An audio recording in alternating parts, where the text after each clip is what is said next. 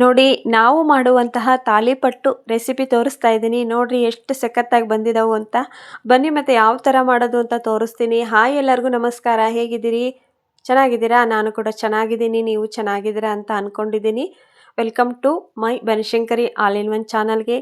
ಬನ್ನಿ ಫ್ರೆಂಡ್ಸ್, ಇವತ್ತು ನಾನು ನಿಮಗೆ ಬಿಸಿ ಬಿಸಿಯಾದ ತಾಲಿಪಟ್ಟು ಮಾಡುವ ರೆಸಿಪಿಯನ್ನು ಹೇಳ್ಕೊಡ್ತೀನಿ. ನೋಡ್ಕೊಂಬರೋಣ ಏನೇನು ಬೇಕು ಮತ್ತು ಯಾವ ಥರ ಮಾಡೋದು ಅಂತ ಪಟ್ ಅಂತ ತೋರಿಸ್ಬಿಡ್ತೀನಿ. ಇಲ್ಲಿ ನೋಡಿ, ನಾನು ಒಂದು ಪಾತ್ರೆಯಲ್ಲಿ ಫ್ರೆಂಡ್ಸ್ ಎಲ್ಲ ನಾವು ಒಂದು ಅಳತೆದು ತೊಗೊಂಡ್ಬಿಡಿ. ನೀವು ಒಂದು ಪಾತ್ರೆ ಅಳತೆದು ತೊಗೊಂಡಿರ್ತೀರಲ್ಲ, ಅದೇ ಅಳತೆಯಿಂದನೇ ಎಲ್ಲದನ್ನು ಹಾಕ್ಕೋಬೇಕು. ಈಗ ನೋಡಿ, ನಾನಿಲ್ಲಿ ಫಸ್ಟಿಗೆ ಏನು ಹಾಕ್ತೀನಿ ಅಂತಂದರೆ ಒಂದು ಬಟ್ಲ ತೊಗೊಂಡಿದ್ದೀನಿ. ನೋಡಿ, ನಾನು ಈ ಬಟ್ಲದಿಂದನೇ ನಾನು ಎಲ್ಲ ಹಿಟ್ಟನ್ನು ಒಂದೇ ಥರ ಹಾಕಬೇಕು. ನೋಡಿ, ನೀವು ಭಾಳ ಜನ ಇದ್ದರೆ ಇದ್ರ ಡಬಲ್ ಹಾಕಿ. ನೋಡಿ, ಈ ಬಟ್ಲದಿಂದ ನಾನು ಒಂದು ಬಟ್ಲದಷ್ಟು ಜೋಳದ ಹಿಟ್ಟನ್ನು ಹಾಕ್ತಾ ಇದ್ದೀನಿ.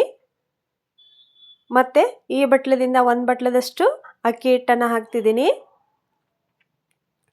ಮತ್ತು ಈ ಬಟ್ಲದಿಂದ ಒಂದು ಬಟ್ಲು ಗೋಧಿ ಹಿಟ್ಟನ್ನು ಹಾಕ್ತಾ ಇದ್ದೀನಿ. ಗೋಧಿ ಹಿಟ್ಟು ಇಲ್ಲ ನಿಮ್ಮ ಮನೇಲಿ ಅನ್ನೋದಾದರೆ ಮೈದಾ ಹಿಟ್ಟನ್ನು ಬಳಸ್ಬೋದು. ಗೋಧಿ ಹಿಟ್ಟು ಮತ್ತು ಅಕ್ಕಿ ಹಿಟ್ಟು, ಜೋಳದ ಹಿಟ್ಟು ಹಾಕ್ತಾ ಇದ್ದೀನಿ. ಆದರೆ ಹಸೆ ಕಡಲೆ ಹಿಟ್ಟನ್ನು ಮಾತ್ರ ಈ ಬಟ್ಲದಿಂದ ಅರ್ಧ ಬಟ್ಲ ಅಷ್ಟೇ ಹಾಕ್ತೀನಿ ನಾನು. ನೋಡಿ, ಅರ್ಧ ಬಟ್ಲದಷ್ಟು ಹಸೆ ಕಡಲೆ ಹಿಟ್ಟನ್ನು ಹಾಕ್ತಾ ಇದ್ದೀನಿ. ಇವಾಗ ನೀಟಾಗಿ ಮಿಕ್ಸ್ ಮಾಡ್ಕೊಳ್ಳಿ ಹಿಟ್ಟನ್ನು. ಗೋಧಿ ಹಿಟ್ಟಿಲ್ಲ ಅನ್ನೋದಾದರೆ ನೀವು ಮೈದಾ ಹಿಟ್ಟನ್ನು ಮಿಕ್ಸ್ ಮಾಡ್ಬೋದು. ಇದಕ್ಕೆ ಸ್ವಲ್ಪ ಎಣ್ಣೆ ಹಾಕ್ತಾ ಇದ್ದೀನಿ. ನೋಡಿ, ನಾನು ಎಣ್ಣೆನೇನು ಕಾಸು ಹಾಕ್ತಾಯಿಲ್ಲ, ಹಾಗೆ ಡೈರೆಕ್ಟಾಗಿ ಎಣ್ಣೆ ಹಾಕ್ತಾ ಇದ್ದೀನಿ. ಮತ್ತು ಎಲ್ಲದನ್ನು ಮಿಕ್ಸ್ ಮಾಡ್ಕೊಳ್ಳಿ. ಎಣ್ಣೆ ಎಲ್ಲ ಹಿಟ್ಟಿಗೆ ಹೊತ್ಕೋಬೇಕಲ್ಲ, ಹಾಗಾಗಿ ಮಿಕ್ಸ್ ಮಾಡ್ಕೊಳ್ಳಿ. ನೋಡಿ, ಈ ಥರ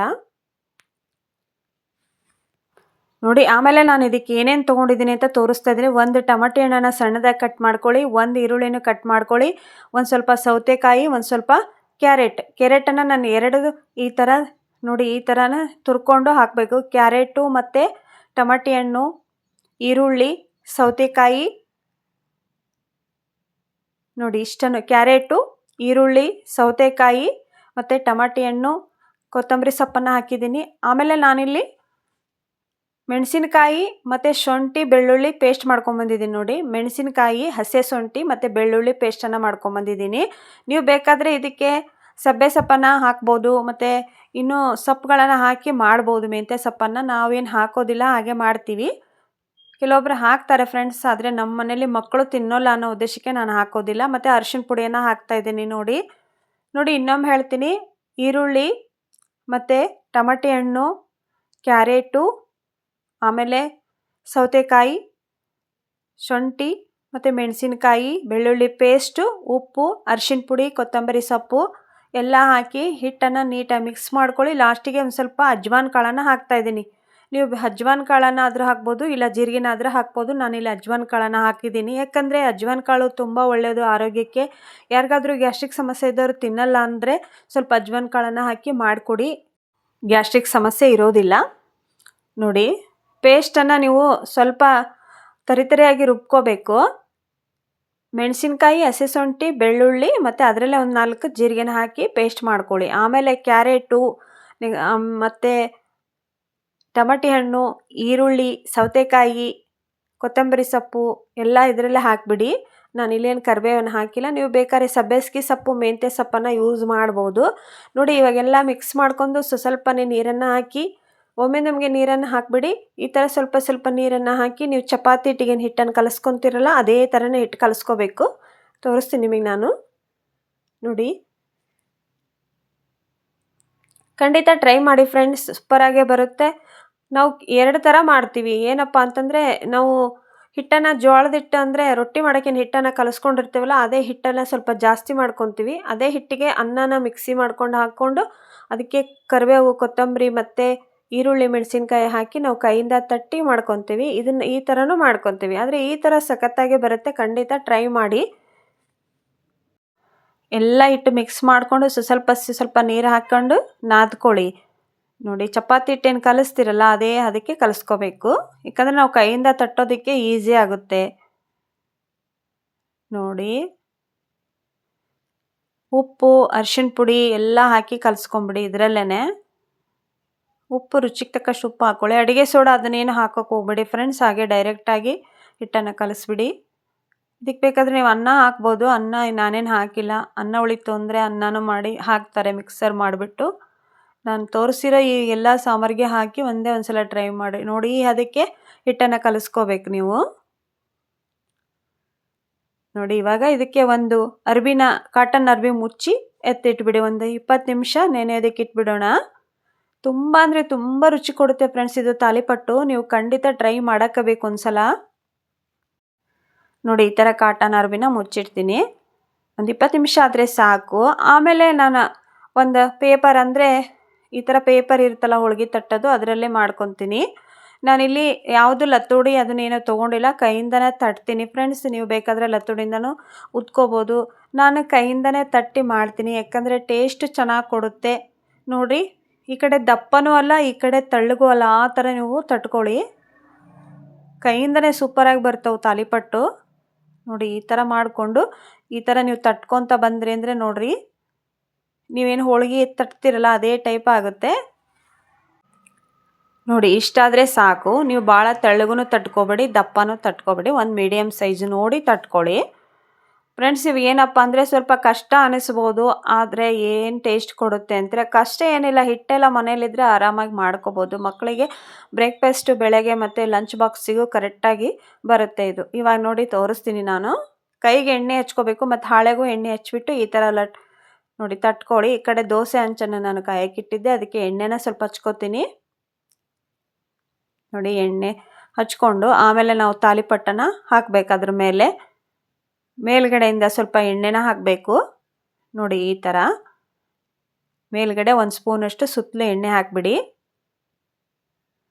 ಕ್ಯಾರೆಟು ನೋಡಿ, ಯಾವ ಥರ ಕೊತ್ತಂಬರಿ ಸೊಪ್ಪು ಎಲ್ಲ ಥರ ಚೆನ್ನಾಗಿ ಬರುತ್ತೆ. ನೀವು ಮೆಂತ್ಯ ಸೊಪ್ಪು ತಿಂತೇವೆ ಅಂದರೆ ಮೆಂತ್ಯ ಸೊಪ್ಪು ಮತ್ತು ಸಬ್ಬಸಿಗೆ ಸೊಪ್ಪನ್ನು ಹಾಕಿ ಕೂಡ ಮಾಡ್ಬೋದು. ನನ್ನ ಮಕ್ಕಳು ತಿನ್ನಲ್ಲ ಅನ್ನೋ ಉದ್ದೇಶಕ್ಕೆ ನಾನು ಹಾಕಿಲ್ಲ.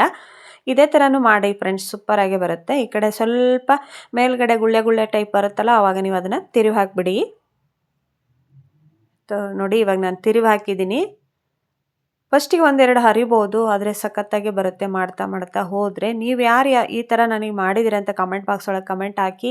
ವಿಡಿಯೋದಾಗ ಏನಾದರೂ ತಪ್ಪಿದ್ರೆ ಕ್ಷಮಿಸ್ರಿ. ಮತ್ತು ಕಮೆಂಟ್ ಒಳಗೆ ಹೇಗಿತ್ತು ರೆಸಿಪಿ ಅಂತ ಕಮೆಂಟ್ ಮಾಡೋದನ್ನು ಮರಿಬೇಡಿ.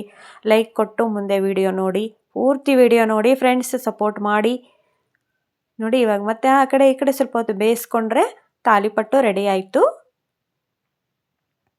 ನೋಡಿ. ಸ್ವಲ್ಪ ಹೊತ್ತು ಬೇಯಿಸ್ಕೋಬೇಕಷ್ಟೇ. ಆ ಕಡೆ ಈ ಕಡೆ ಎಣ್ಣೆನ ಹಾಕಿರೋದು, ನೀವು ಬೇಕಾದ್ರೆ ತುಪ್ಪ ಇದ್ದರೆ ತುಪ್ಪ ಸಹಿತ ಹಾಕೋಬಹುದು ನೋಡಿ. ಇವಾಗ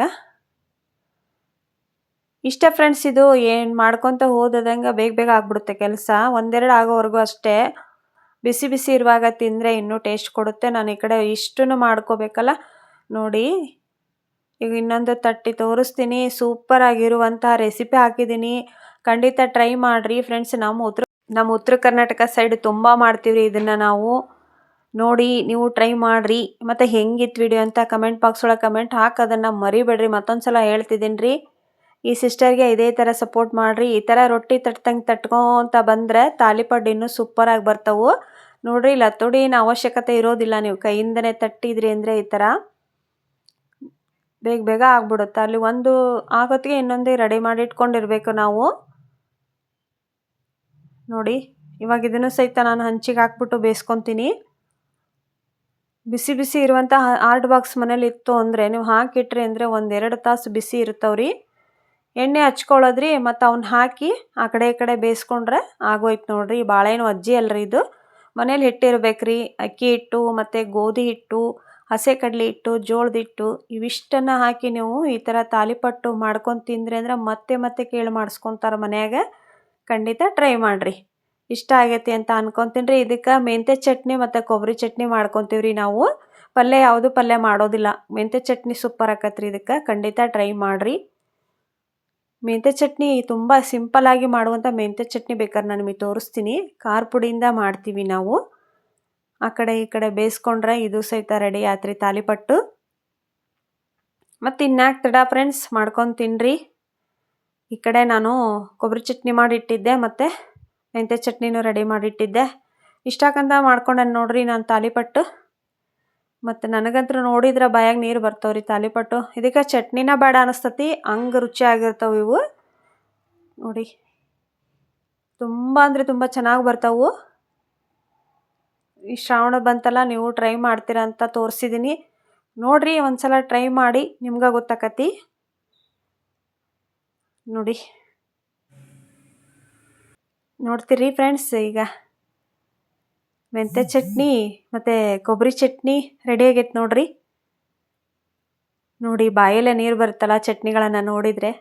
ಇದೇ ನೋಡಿ ಫ್ರೆಂಡ್ಸ್, ಇದಕ್ಕೆ ತಾಲಿಪಟ್ಟಿಗೆ ನಾವು ತಿನ್ನುವಂಥದ್ದು ಕೊಬ್ಬರಿ ಚಟ್ನಿ, ಮೆಂತ್ಯ ಚಟ್ನಿ ರೆಡಿ ಮಾಡಿಟ್ಟಿದ್ದೆ. ಹೇಗಿತ್ತು ವಿಡಿಯೋ ಕಮೆಂಟ್ ಬಾಕ್ಸ್ ಒಳಗೆ ಹೇಳಿ. ನೋಡಿ ಫ್ರೆಂಡ್ಸ್, ಖಂಡಿತ ಟ್ರೈ ಮಾಡಿ.